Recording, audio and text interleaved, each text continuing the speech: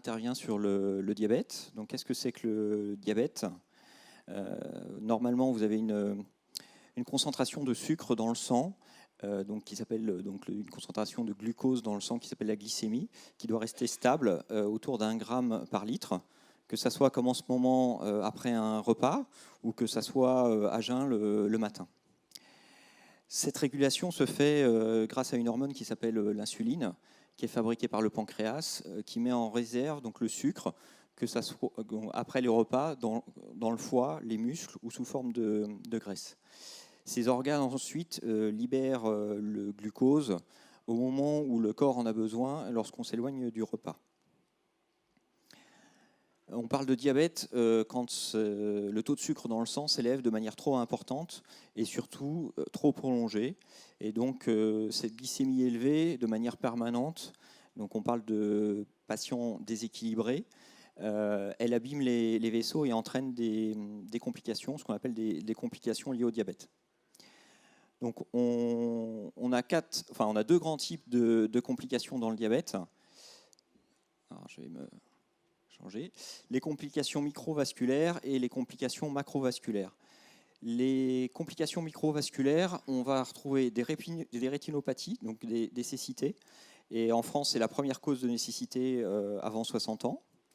Les néphropathies, donc c'est à nouveau le diabète est la première cause d'insuffisance rénale terminale en France. Et en France, on a 4000 nouveaux cas par an d'insuffisance rénale. La neuropathie, on a 5% des patients diabétiques qui développent des ulcères des pieds avec près de 8000 amputations en France par an. Enfin, sur le plan macrovasculaire, alors là, on a un tableau qui inclut des maladies coronariennes, des accidents vasculaires cérébraux et des insuffisances cardiaques. 70% des décès chez les patients de type 2 sont liés à des complications macrovasculaires et ils entraînent 17 000 hospitalisations pour AVC, 12 000 hospitalisations pour infarctus du myocarde par an en France. Donc l'ensemble, on a à peu près 35 000 décès par an qui sont liés au diabète. Et donc c'est un décès sur 10 dans la région Europe. Donc c'est une maladie qui est, on va dire, silencieuse, c'est-à-dire qu'il n'y a pas d'effet à court terme. À l'inverse, on va avoir toutes ces complications qui sont les effets à moyen long terme de la maladie. Il y a deux grands types de diabète. Le premier, c'est ce qu'on appelle le diabète de type 1. C'est assez rare, ça concerne 5 à 10% des patients diabétiques. C'est une origine auto-immune avec la présence d'anticorps. Donc les anticorps se mettent à attaquer les cellules du pancréas qui produisent normalement l'insuline. Et donc il n'y a plus aucune production d'insuline. Le deuxième type de diabète s'appelle donc le diabète de type 2. C'est celui qui est le plus fréquent, qu'on connaît le plus. Donc c'est 90 à 95% des patients diabétiques. C'est dû à une carence partielle ou un défaut d'utilisation périphérique du glucose ou le cumul des deux.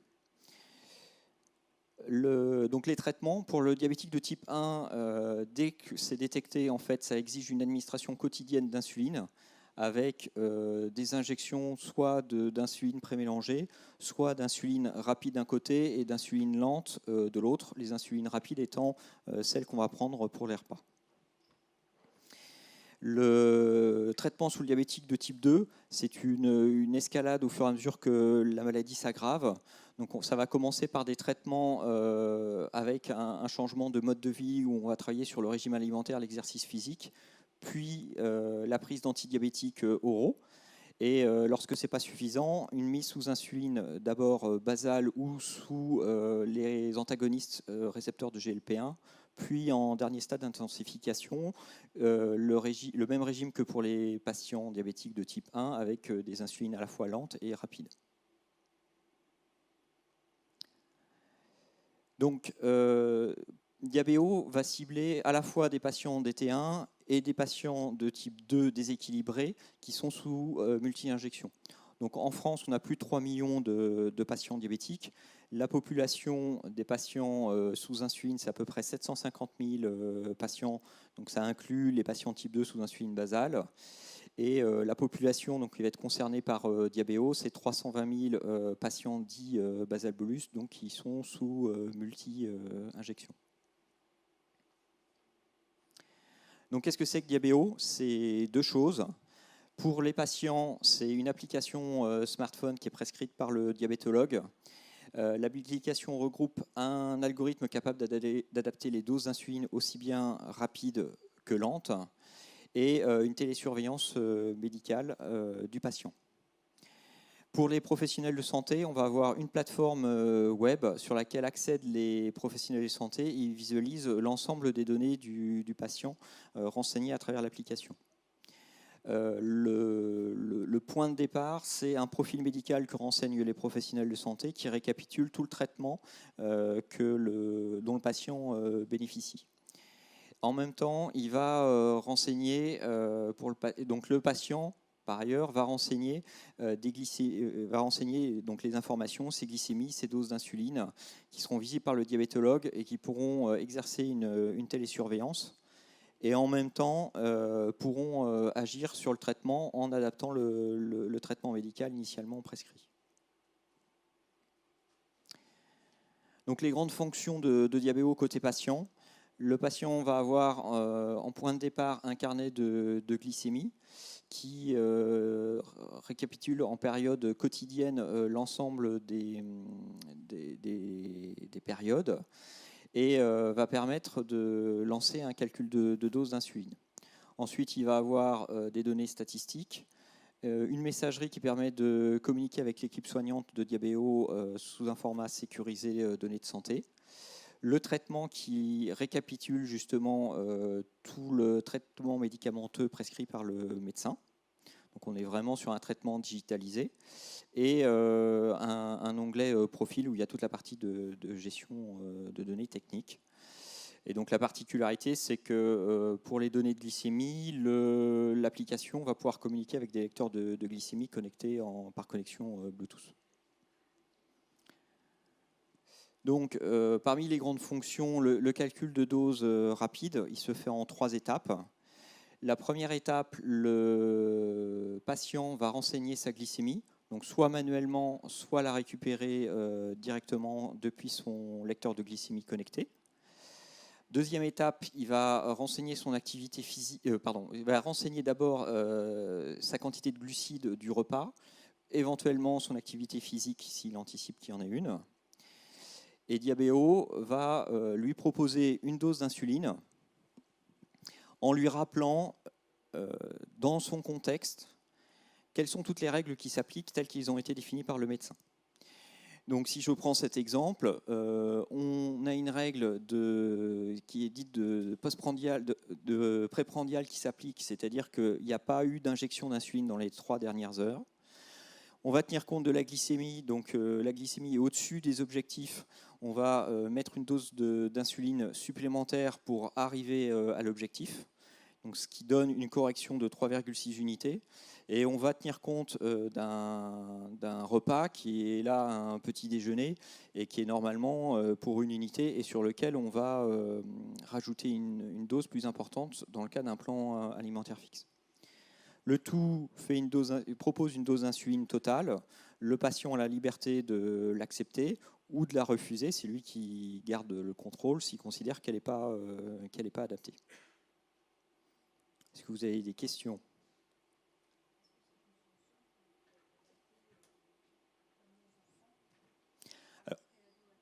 Alors aujourd'hui, ce n'est pas un algorithme qu'on a testé on va dire, en études cliniques sur cette population-là, donc on s'adresse uniquement aux patients adultes.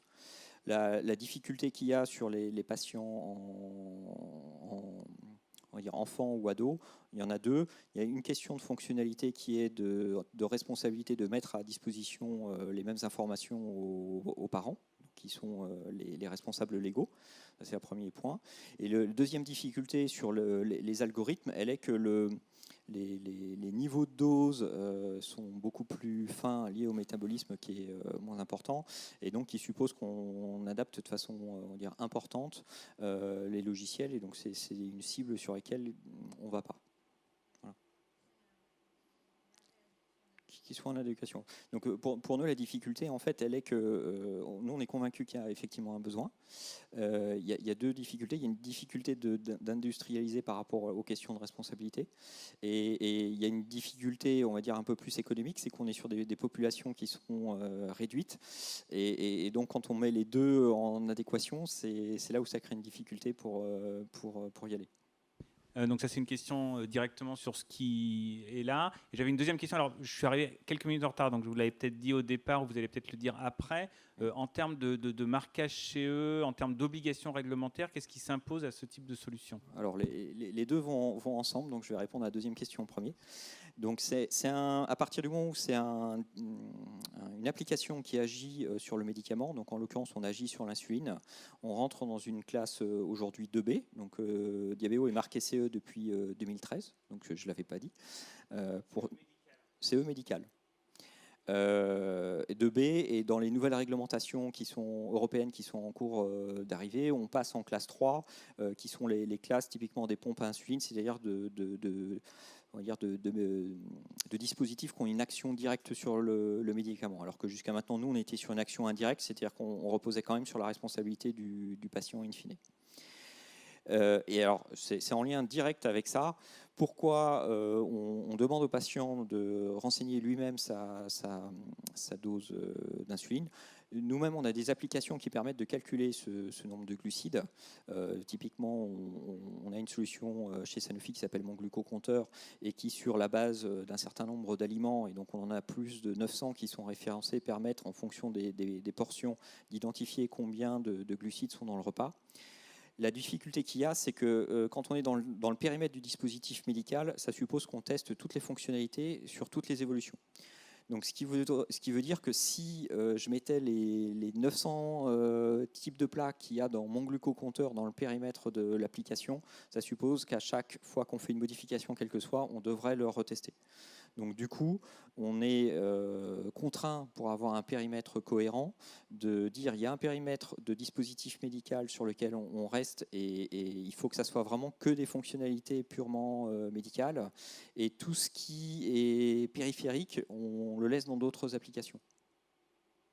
Donc là, concrètement, le patient, il fait comment? Il va sur Mon Glucocompteur pour avoir une estimation, et après il copie-colle dans Diabéo qu'il a chopé dans Mon Glucocompteur. Donc, dans le quotidien, comment font les patients? En fait, les patients, ils sont éduqués à évaluer leur quantité de glucides. Et au début, ils vont regarder ce type d'application pour avoir des repères, d'une part sur les quantités et d'autre part sur à quel point les aliments sont forts en termes de glucides. Et une fois qu'en fait il a inclus ces règles, il arrête d'utiliser ce type d'application. Donc c'est vraiment un usage au début quand il passe sous ce type de schéma basal-bolus. Donc après, il se réfère au coup d'œil, parce que le patient diabétique, quand il va manger, il est un peu comme nous, il va peut-être être dans le rush, il vient de terminer sa réunion, et donc il ne va pas vouloir passer du temps à chaque fois à réestimer son repas. Donc lui, il est vraiment dans un objectif de se dire, mon objectif c'est d'arriver à la fin à mon calcul de dose, il faut que ça aille, dans la majorité des circonstances, que ça aille le plus rapidement possible. Donc du coup, ces fonctionnalités-là, elles sont importantes, mais elles sont importantes en fait au moment où il est éduqué dans son traitement. Et d'où aussi le fait que, je vous dis, pour des raisons aussi économiques, pour revenir, et en lien avec les obligations, nous on fait le choix de les sortir. Alors, juste pour finir, il y a deux cas de traitement. Il y a l'insulinothérapie fonctionnelle où le patient il va rentrer une quantité de glucides comme ça exacte. Et un autre type de traitement qui s'appelle le plan alimentaire fixe, où le patient, le médecin va lui dire pour un repas normal, vous êtes sur une dose de 20 unités d'insuline par exemple. Beaucoup de patients sont éduqués encore en France sur ce régime-là. La particularité de Diabéo, c'est qu'on va pouvoir faire varier ce régime fixe et le patient va se contenter d'indiquer mon repas il est un peu plus riche que d'habitude, un peu moins riche. Et en fonction de ça, le médecin va se mettre d'accord sur quelle variabilité ça donne en termes d'insuline. Et donc ça, c'est un avantage, c'est que du coup, on rend ce plan alimentaire fixe variable, alors que dans la logique, il ne l'était pas au départ, tout en sachant qu'en fait, un des enjeux pour Diabéo, c'est que à peu près la moitié des patients qu'on a qui sont basal-bolus ne font jamais varier leur dose d'insuline pour le repas. Donc donc ils ont été éduqués pour ça, ils ont compris les règles. Néanmoins, à mettre en application dans un quotidien, c'est quelque chose qu'ils ne feront pas. D'autres questions ?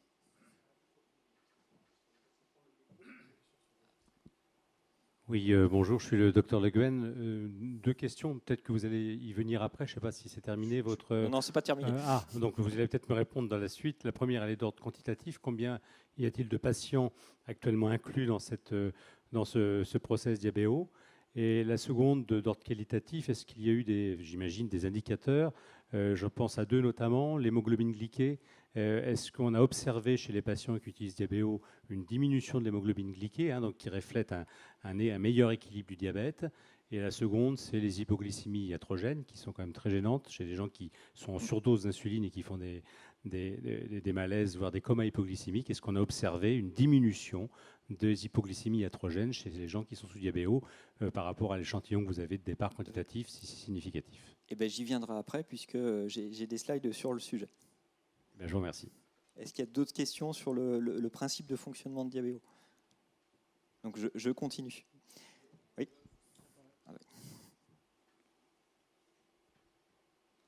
Est-ce qu'il y a un dispositif similaire qui existe aux États-Unis et qui aurait été validé par la FDA?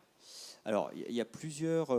La FDA a plusieurs approches. Il y a ce qu'on appelle une clearance FDA. Aujourd'hui, il y a eu un dispositif qui est mis en œuvre par une société qui s'appelle Welldoc.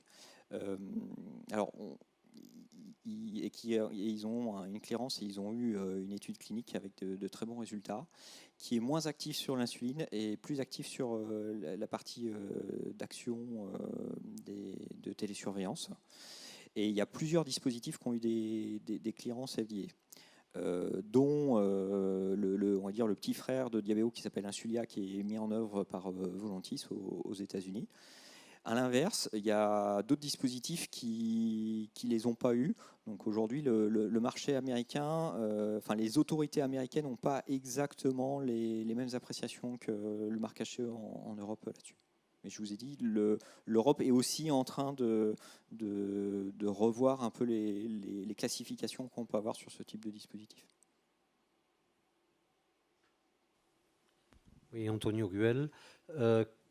Qui choisit les patients? Comment ça se passe sur le plan pragmatique? Alors, on va y venir là plutôt à la fin, puisque oui. C'est le diabétologue qui va choisir les patients. Nous, on a une approche de façon permanente, donc on a un objectif qui est de démontrer un bénéfice clinique. Et pour démontrer un bénéfice clinique, on veut vraiment s'adresser à des patients qui sont chroniquement déséquilibrés. On considère que si les patients aujourd'hui sont équilibrés, donc sous-entendu ont parfaitement compris la mise en application des règles dans le diabète, ils n'ont pas besoin d'un dispositif comme Diabéo. D'accord. J'y reviendrai un peu après.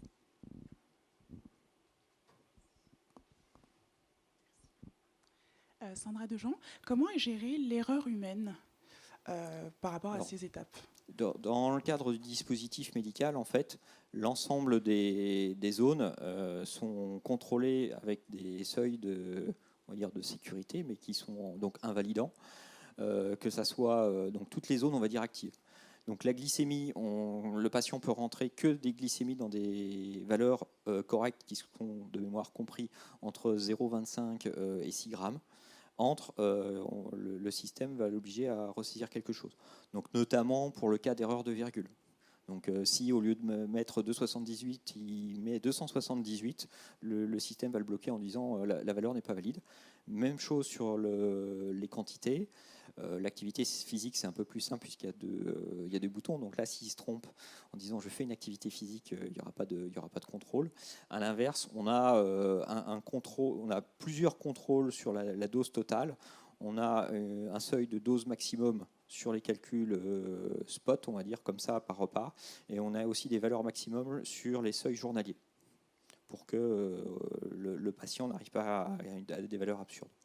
Et spécifiquement par rapport à un patient, si par exemple on a observé que sur, je sais pas, 1 an, il est sur un type de repas, et puis tout à coup, peut-être qu'il est pressé, je sais pas, il commence à peut-être un petit peu être moins précis dans ces renseignements-là. Est-ce qu'il y a un enregistrement et une validation, on va dire, spécifique à ce patient en disant, d'après ce que j'ai enregistré il y a quelques mois, c'est bizarre parce qu'il indique tout le temps un type de repas qui ne lui ressemble pas, finalement. Alors, non. Par contre, en fait, c'est des choses qui sont prises en compte dans la télésurveillance. Donc, je vais vous prendre un exemple concret qui va coller à ce que vous nous dites. Imaginons un patient qui avait on va dire, son régime habituel et il fait le choix de commencer un régime justement plus pauvre en glucides. Il fait le choix, mais par contre, effectivement, il continue de rentrer les mêmes repas.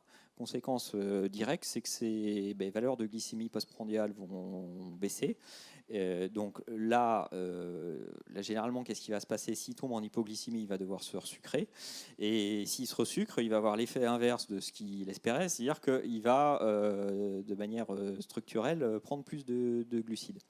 Donc du coup, ça, c'est des sujets de fond qui vont être traités lors de la télésurveillance pour vérifier justement que le patient, il est bien dans les objectifs qu'il recherchait, les objectifs fixés par le médecin. Donc, et ça, c'est plutôt justement sur des tendances et où on va rechercher quelle est l'adéquation entre le régime alimentaire et donc les résultats glycémiques obtenus. Pas d'autres questions? On va continuer. Donc les grandes fonctions côté professionnel de santé, Diabeo va générer des messages d'analyse automatique qui seront visibles par l'équipe soignante. Donc volontairement, on n'utilise pas le terme de message d'alerte parce que la notion d'alerte renvoie vers une notion d'urgence et on n'est pas un dispositif médical d'urgence. Et ces analyses automatiques sont générées chaque nuit pour être traitées donc, sous un format, on va dire, de maladie chronique. À savoir qu'on n'a pas besoin justement de traiter l'hypoglycémie du patient. Il doit être autonome pour se sucrer. Et si vraiment il y a un problème, il va vers les dispositifs d'urgence et pas vers Diabeo. Donc selon leur nature, soit le diabétologue, soit une infirmière, dans le cadre d'un protocole de délégation, pourra appeler le patient. Il y a 3 types de suivis qui sont organisés. Un suivi médical donc, qui est uniquement visible par les équipes soignantes et qui surveille donc, des problèmes médicaux, des glycémies, des objectifs d'anatin, des modifications de profil de traitement. Ce qu'il faut savoir, c'est que c'est les médecins eux-mêmes qui paramètrent l'ensemble de ces seuils de suivi au départ dans l'application. On a des messages, des messages d'analyse donc là qui sont sur l'utilisation de l'application et qui vont notamment surveiller le fait que le patient n'utilise pas Diabeo ou ne l'utilise pas de façon optimale. Et enfin, on a des messages de coaching qui sont là pour motiver le patient à utiliser Diabeo et qui sont reçus par le patient lui-même. Donc les grandes fonctions de Diabeo côté professionnel de santé. Au début, le diabétologue va créer le compte de Diabeo et il va renseigner à la fois les données administratives, son recueil de consentement et surtout le profil médical qui va reprendre à la fois les traitements d'insuline du patient et à la fois comment le système doit réagir en fonction des événements glycémiques, et donc que ça soit sur les insulines lentes ou sur les insulines rapides. Et donc, à la fin, il va aussi configurer, c'est ce que je vous disais, l'ensemble des analyses automatiques. Donc, si je prends un exemple, il va paramétrer les messages pour avoir des alertes sur des glycémies élevées. Il va pouvoir paramétrer à la fois ici le seuil de glycémie élevée, on va dire ponctuel. Et il va aussi pouvoir paramétrer des nombres élevés d'hyperglycémie où il va se dire, je vais surveiller les moments où le patient va avoir plus de 5 hyperglycémies sur un intervalle de 2 semaines. Oui, du coup, ça fait entre guillemets du travail en plus pour les professionnels de santé. Du coup, est-ce qu'ils adhèrent facilement à ce mode de fonctionnement? Est-ce qu'ils acceptent bien la solution ou est-ce que ça leur fait remplir une page en plus et du coup, c'est chiant? Alors, il y a deux choses dans le temps en fait, qui vont y passer. Il y a la définition du profil initial et il y a le temps pour le suivi. La définition du profil initial, ça prend du temps aux médecins initialement parce que ça leur pose des questions par rapport à eux-mêmes, les règles qu'ils appliquent et qu'ils donnent aux patients. Donc nous, on a été, on va dire, volontariste, c'est-à-dire qu'on a 40 critères dans le profil de traitement et qui sont pré-remplis aux médecins. Par contre, tous ne sont pas mis en application par tous les médecins. Donc du coup, au début, le médecin doit réfléchir à qu'est-ce qu'il fait aujourd'hui et qu'est-ce qu'il a envie de faire avec Diabéo. Le jour où il se pose ces questions, ça lui prend 45 minutes, on va dire, donc ça lui prend du temps. Par contre, c'est du temps qui est vis-à-vis de sa pratique. Une fois qu'il a fait ces choix-là, le profil de traitement, il peut le traiter en un quart d'heure, et à ce moment-là, il dépasse cette barrière, il nous dit que ce n'est pas un problème.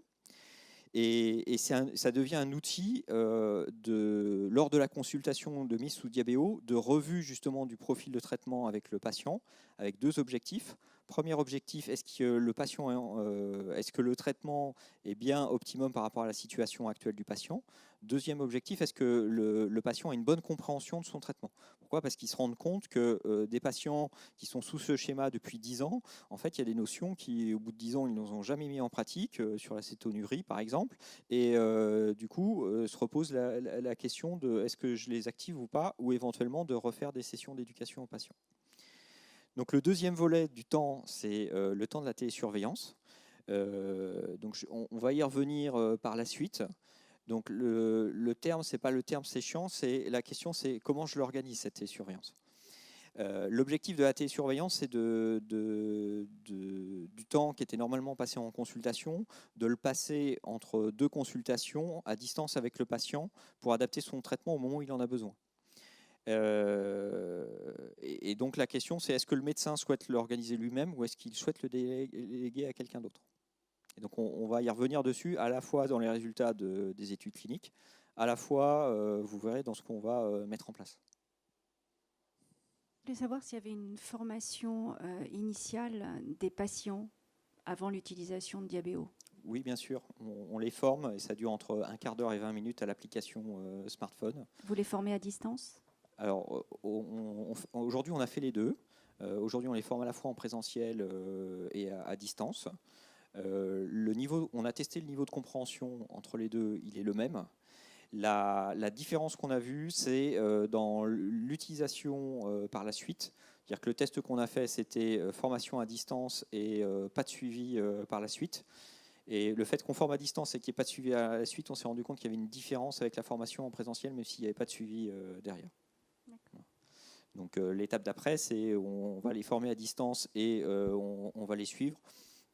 Théoriquement, de ce qu'on a vu, on ne devrait pas avoir d'écart. D'autres questions?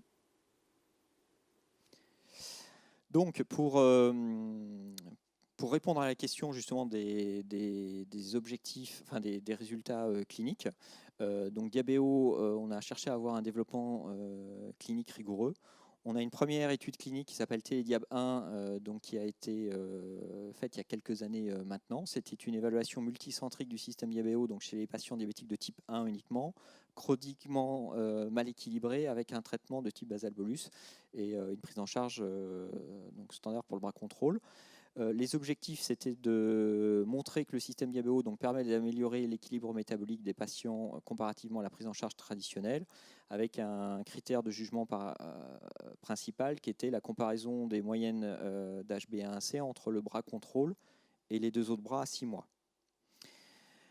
Les bras, donc le bras contrôle, il avait une visite tous les 3 mois. On avait un deuxième bras où on fournissait Diabéo et on avait un suivi classique.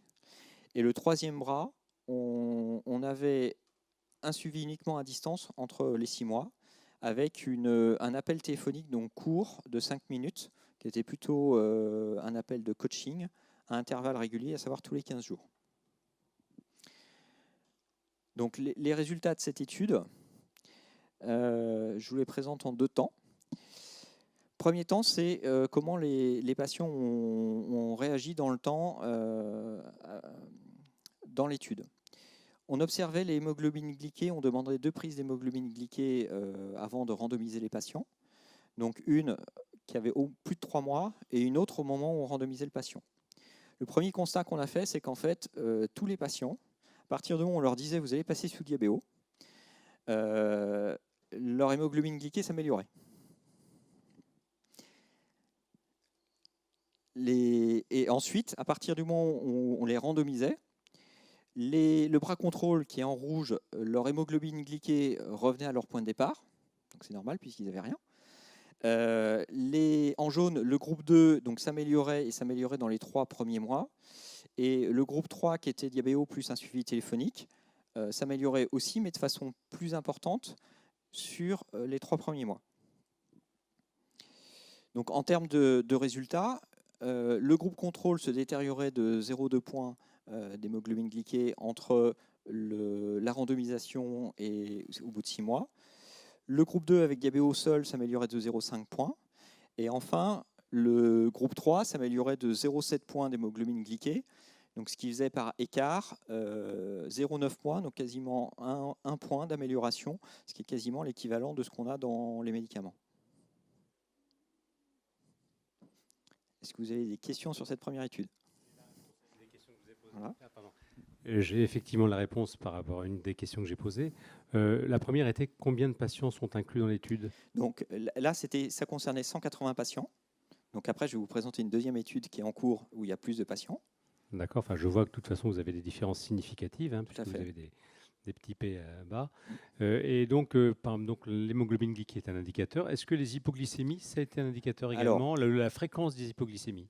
Ce qu'on a noté, ce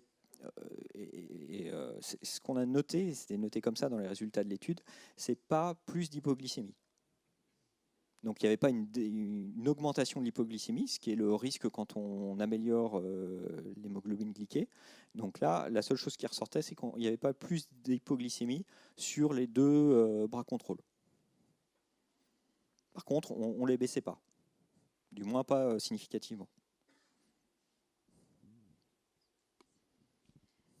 Est-ce que vous avez des études sur du plus long terme? Parce que comme vous l'avez rappelé en introduction, le diabète c'est une maladie chronique, hein, donc 6 mois pour un diabétique, c'est pas grand-chose. Tout à fait.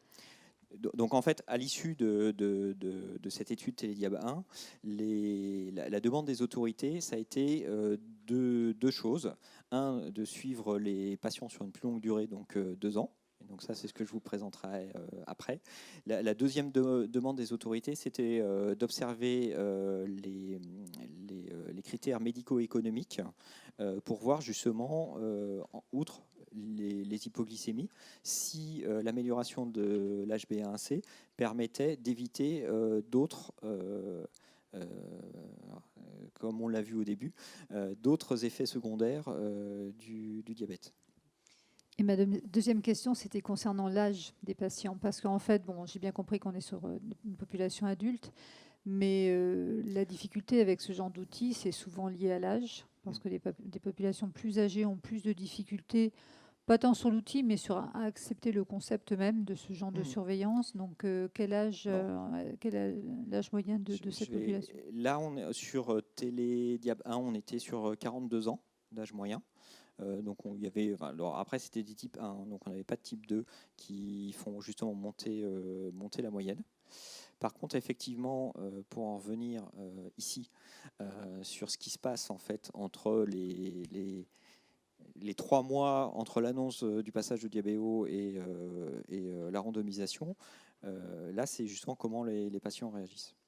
Donc on a mis très longtemps à comprendre pourquoi on avait eu ce phénomène-là. Et donc, ce qui s'est passé sur l'étude suivante qu'on a fait, c'est que donc, les diabétologues parlaient de l'étude à leurs patients. Et le jour de la randomisation, ils arrivaient. Et puis là, poum, ils n'étaient plus dans les critères d'inclusion. Et les diabétologues nous appelaient en disant c'est pas croyable, ça fait 10 ans que ce patient il a toujours été au-dessus de 8. Je le convoque pour faire la randomisation et poum, il tombe en dessous de 8. Et donc on a des dizaines d'exemples qui sont comme ça. Et on a fini par comprendre quand on a commencé à faire des présentations de diabéo en aveugle sans diabétologue. Donc qu'est-ce qui se passe? Vous expliquez le fonctionnement de diabéo à ces patients et ils vous disent c'est génial, ça va me libérer l'esprit parce que ces calculs de dose c'est compliqué et puis alors le risque d'hypoglycémie c'est génial. Et là, au bout d'un moment, la patiente, ou en l'occurrence, j'ai une patiente en tête, donc je vais vous la faire la patiente, et vous regarde, elle vous dit, mais mais ça ne va pas. Et là, vous la regardez, vous lui dites, mais qu'est-ce qui ne va pas? Mais vous ne vous rendez pas compte? Mais on ne se rend pas compte de quoi? Je ne vais plus pouvoir mentir mon diabétologue. Donc concrètement, ce phénomène-là, c'est ça. C'est-à-dire qu'il y a des choses dans les pratiques des patients qui, entre guillemets, ne veulent pas s'avouer à eux-mêmes. Donc ils savent très bien qu'ils ne sont pas observants. Donc ce n'est pas des choses qu'ils vont partager avec leur diabétologue. Quand on leur dit vous allez être surveillé par votre médecin, ils commencent, donc on avait 2 choses factuelles, donc on a vraiment ici des critères qui sont dans du non-dit en tout cas au mieux.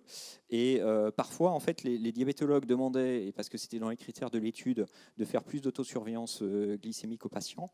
Et rien que le fait qu'ils, sur des patients très déséquilibrés qui commencent à faire plus d'autosurveillance, ils faisaient plus attention aussi à leur régime, ce qui fait qu'ils s'amélioraient. Oui, bonjour. Tout à l'heure, vous disiez qu'il y avait à peu près 85% des patients diabétiques qui étaient des DT2. Alors pourquoi avoir choisi spécialement les DT1 ?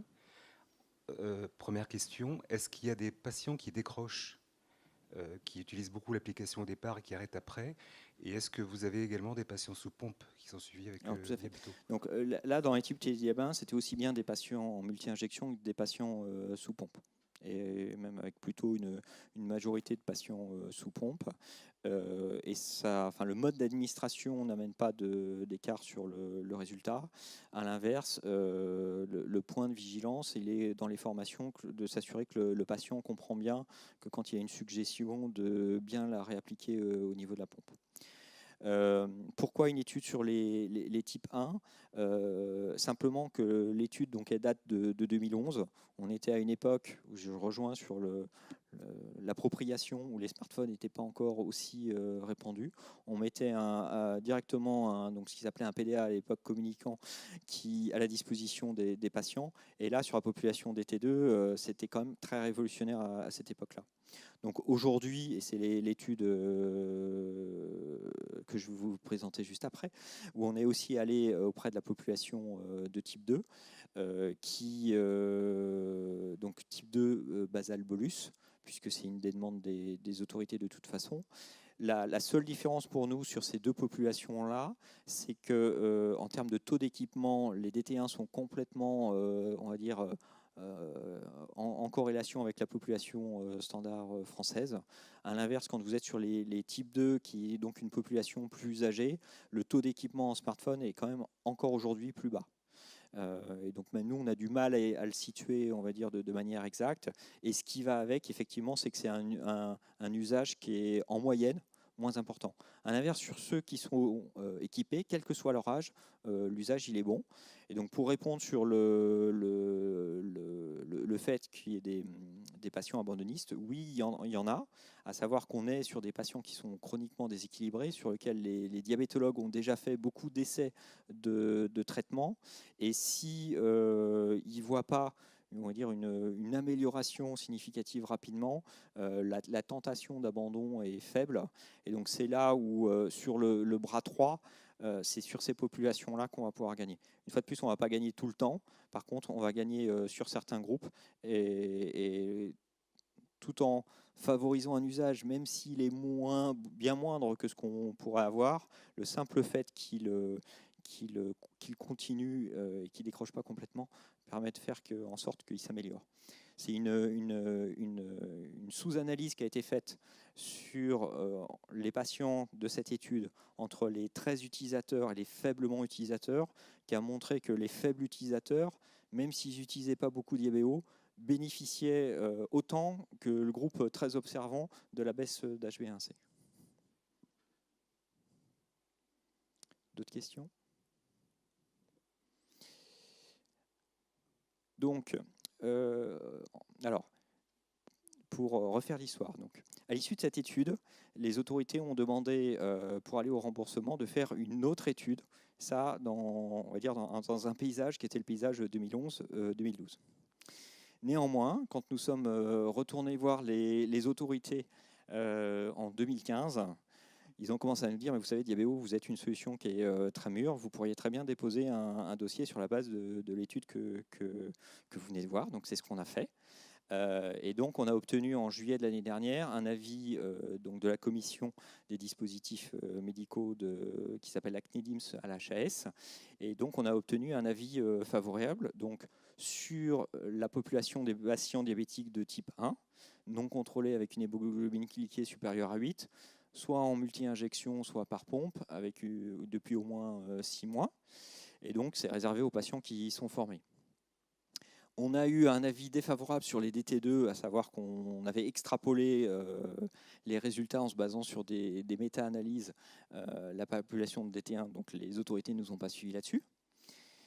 On a obtenu un ASA 4 mineur, mais donc ce qui est déjà très satisfaisant, une prescription qui est uniquement chez les diabétologues, et donc avec une prestation associée qui était l'assistance téléphonique ainsi que la formation initiale, et un acte associé qui est la télésurveillance médicale du patient traité par insuline et avec une possibilité de déléguer aux infirmiers.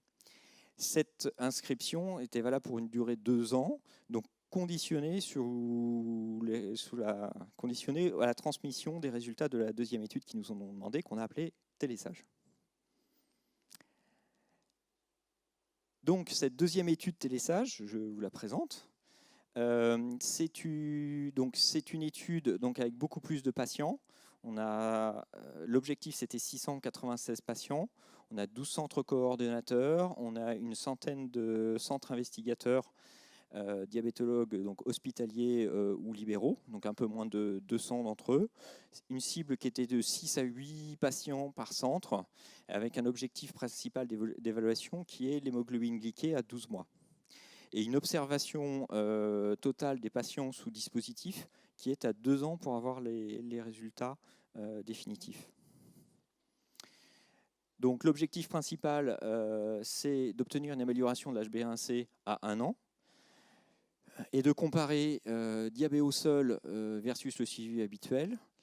Et au lieu d'avoir un suivi par un appel téléphonique tous les 15 jours, c'était de mettre en œuvre une délégation de tâches à une infirmière en plus de Diabéo dans le troisième bras. Donc dans les objectifs secondaires, c'était des objectifs médicaux et économiques pour faciliter justement l'accès au marché, pour démontrer, l'objectif étant de démontrer une baisse des risques de complications du diabète sur justement un horizon de 2 ans. Donc ici, le design de l'étude.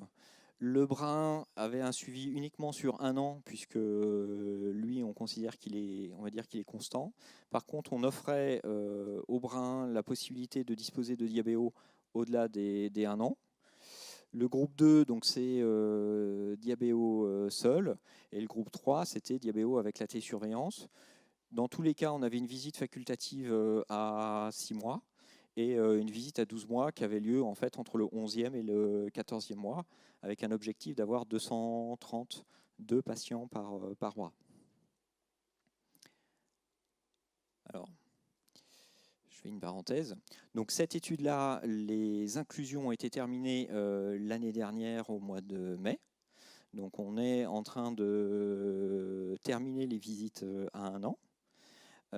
On a 667 patients et ça a été jugé suffisant par nos statisticiens. Donc on va rentrer dans une phase de gel de base et on va pouvoir publier les résultats à partir de l'année prochaine. Donc en termes d'accès au marché, qu'est-ce qui s'est passé ? À partir de juillet donc de l'année dernière, on a obtenu notre avis CNIDIMS. Il nous permettait d'avoir, dans un délai, on va dire d'une année à peu près, un remboursement du dispositif médical. En plus, l'HAS crée donc l'acte de télésurveillance médicale. La difficulté qu'il y a eu à partir de ce moment-là, c'était justement d'obtenir l'inscription de ce dispositif médical pour obtenir un prix sur de cet acte, pour obtenir un prix sur cet acte où en fait on s'est rendu compte que les autorités autant elles étaient prêtes pour aller sur un remboursement d'un dispositif médical de télémédecine, autant elles n'étaient pas prêtes à créer un acte de télémédecine.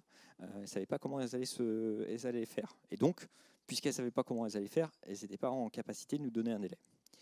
Donc le point pour nous, c'est qu'on ne se voyait pas commercialiser de toute façon le dispositif sans amener un acte de télémédecine aux professionnels de santé pour répondre à la question du temps. C'est-à-dire qu'on sait qu'ils passeront du temps à distance pour suivre les patients.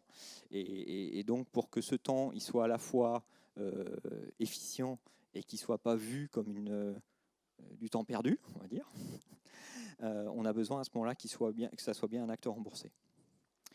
Donc, ce que nous a proposé la DGOS, c'est de participer aux expérimentations qui s'appellent Programme Étape, expérimentation de télémédecine pour le parcours en santé,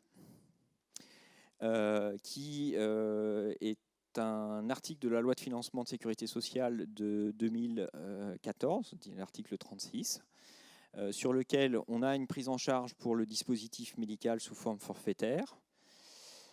On a, donc ça c'est pour nous, pardon. On a une télésurveillance médicale qui va être prise en charge sous forme forfaitaire.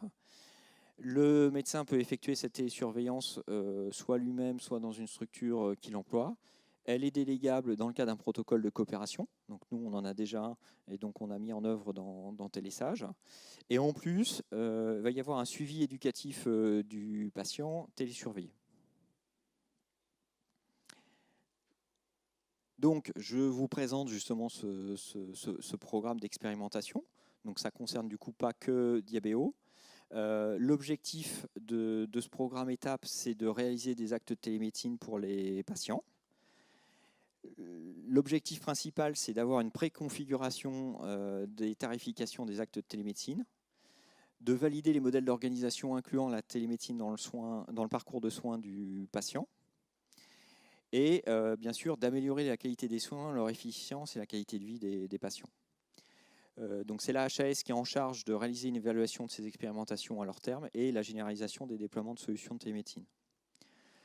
Il y a 4 pathologies qui sont concernées: l'insuffisance cardiaque chronique, l'insuffisance rénale, l'insuffisance respiratoire et le diabète.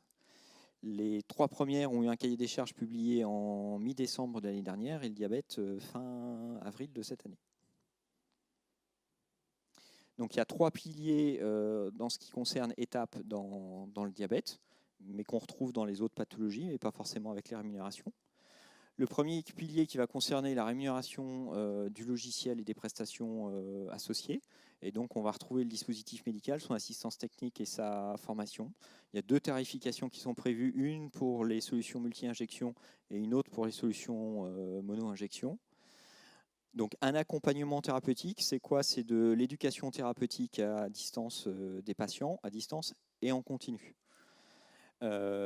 L'objectif ici, c'est d'avoir au moins une fréquence mensuelle de contact. Ça peut être réalisé soit par une infirmière avec une reconnaissance, enfin une validation de sa formation en éducation thérapeutique et dans la pathologie, soit par un médecin.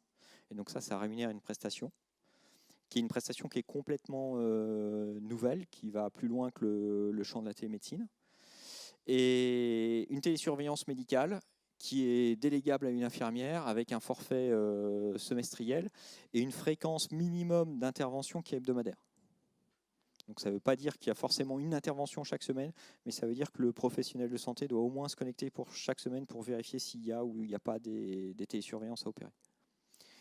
La particularité, c'est que le dispositif nous fait une obligation de mettre en œuvre les 3 piliers de manière systématique. Donc ni le patient, ni le professionnel de santé, ni nous n'avons le choix de dire on fait que l'un et pas l'autre. Donc typiquement ce qu'on faisait sur les bras où on mettait à disposition que Diabéo, ce n'est pas une option qui est offerte ici. Il y a une obligation de mettre en œuvre la télésurveillance et mettre en œuvre l'accompagnement thérapeutique en même temps. Le micro.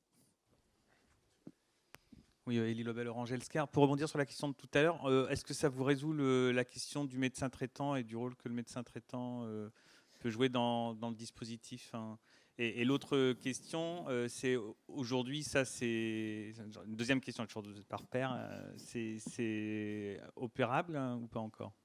Alors, la question du médecin traitant, je n'ai pas tous les cahiers des charges en tête. Donc, le cahier des charges diabète, il fait une obligation de, si le médecin traitant le souhaite, qu'on l'informe à chaque changement de traitement.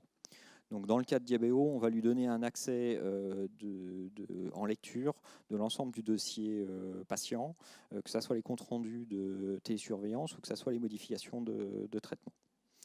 Est-ce que c'est opérable?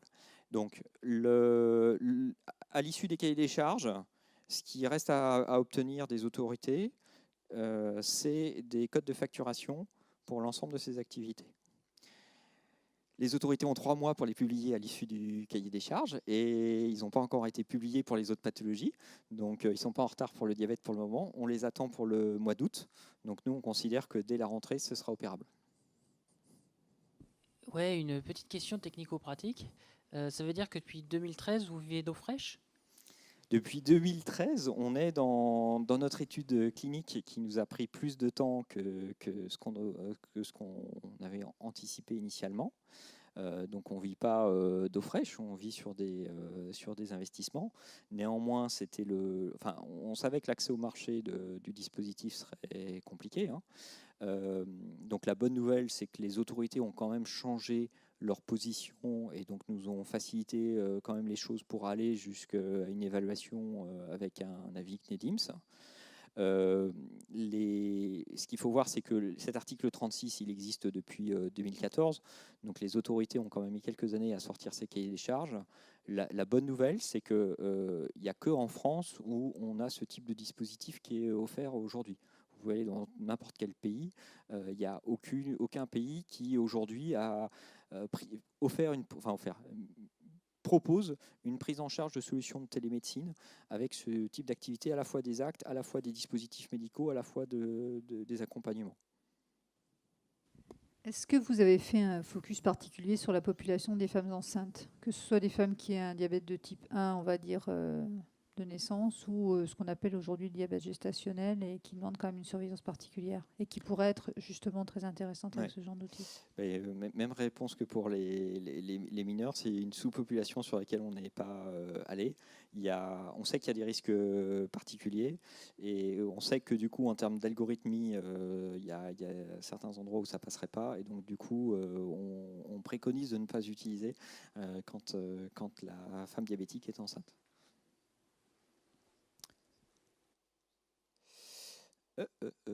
Pardon.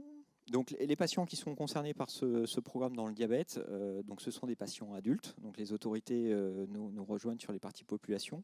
Donc aussi bien des DT1 que des DT2, avec une mise sous un diagnostic depuis plus de 12 mois, une mise sous insuline depuis plus de 6 mois.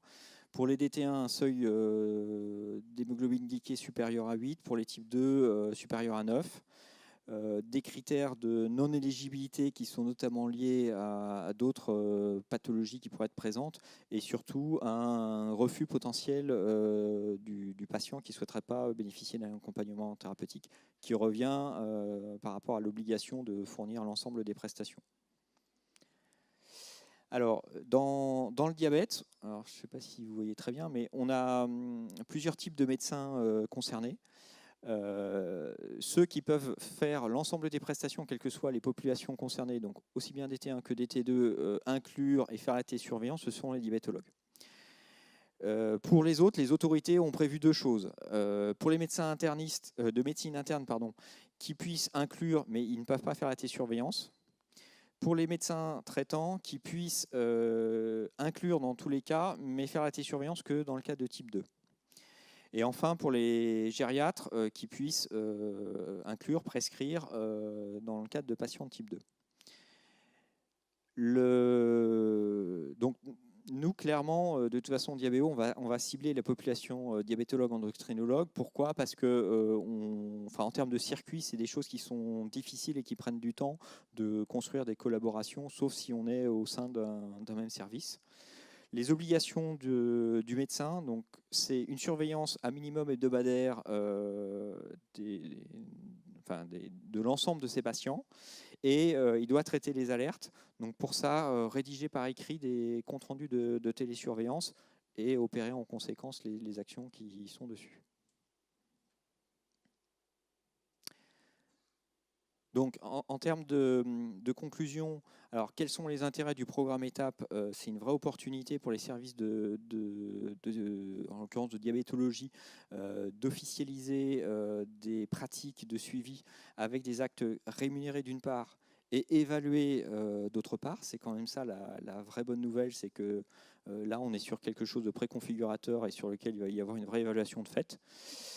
Pour les personnels dans les centres, c'est de structurer des pratiques de suivi, on va dire, sur un mode un peu plus industriel, donc avec des outils qui permettent de systématiser des actions.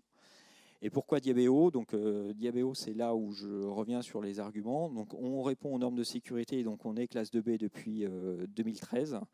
On propose des calculs et des adaptations de doses d'insuline testées en études cliniques. Pourquoi je mets ça? Parce que dans les cahiers des charges, ce n'est pas une obligation. Les obligations, c'est de fournir un carnet de glycémie, on va dire, connecté. On a des études cliniques donc, qui démontrent des améliorations de l'hémoglobine glyquée avec les bénéfices, on va dire, chiffrés qu'on aura dans Télésage sur les risques de complications. Et on bénéficie d'une évaluation donc, de l'ACNEDIMS qui nous sécurise sur la prise en charge au-delà du programme étape, sachant que le programme étape aujourd'hui est financé jusqu'à la fin 2018.